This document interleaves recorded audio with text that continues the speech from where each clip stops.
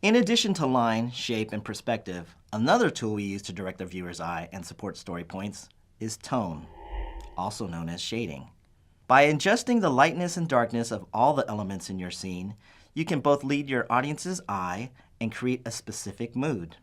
Light values can feel open, fun, or lighthearted, while dark values can create an atmosphere of mystery, sadness, or something ominous. Another concept is contrast. It's the difference between neighboring light and dark values. Low contrast means that there is not much difference between the light and dark values. This can create a subdued or calm mood. Higher contrast puts very dark and very light colors next to each other. This can create a feeling of excitement, drama, agitation, or conflict. Contrast also allows us to direct the viewer's eye because our eyes naturally move first to the point of highest contrast. To see this in action, let's ask our artists how they use tone. In this image from up, well, first of all, the perspective is leading your eye, the one-point perspective is leading your eye to the focal point, which is Carl's house. Everything in the foreground is really dark, which is kind of like a framing element.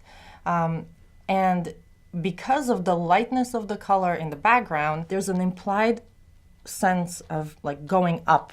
So if you look at this image, there's basically two different values. There's the value in the background, which is this medium light gray, and it kind of pulls everything in, and you have like this light area here. So when you have the contrast between light and dark, it automatically makes your eye look there. And the darkest point in the image is the characters. So they have the darkest gray right next to the lightest white area, which automatically just shows you exactly where you want to look. And then this light gray back here kind of pulls you in from the edges of the frame to show you where you want to go.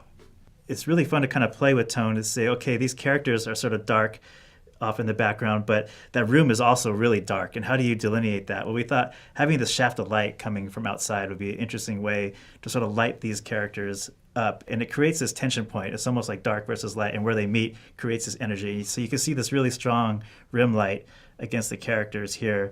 And that's sort of where your eye is being drawn, as to where that sort of activity and that conflict happens. This panel from Cars 3 really uses tone to help us understand where our eye should be looking right off the bat. But if we just look at the gray areas, the tone, there's a couple of interesting things happening. We treat tone like light in real environments here in these as we're doing these drawings.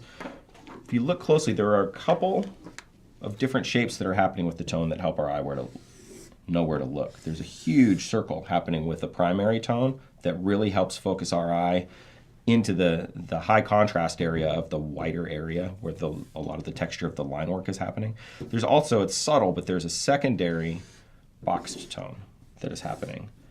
It's a different dynamic shape, and again, you're using tone as shape, as a spot-lit shape to help pool light, to help create a stage for and create a sense of direction for where your eye should be looking.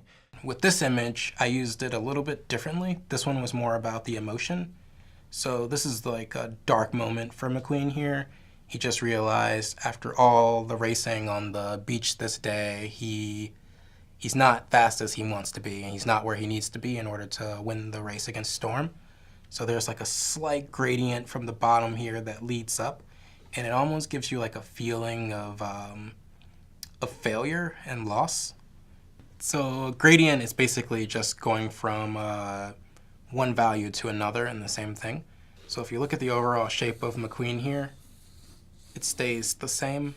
And then over top, I use tone as a gradient. So it's almost like when you're shading, it goes from the darkest value here to the lightest there. And you can see it here. So if I was to cross hatch it, it would slowly get bigger as it goes up. So you have your darkest down there, and it slowly rises. And it gives him almost like the feeling of like a haze over top of him, or like a fog that's in between him emotionally. And it makes you, the audience, feel a little bit more of how he's feeling in his head.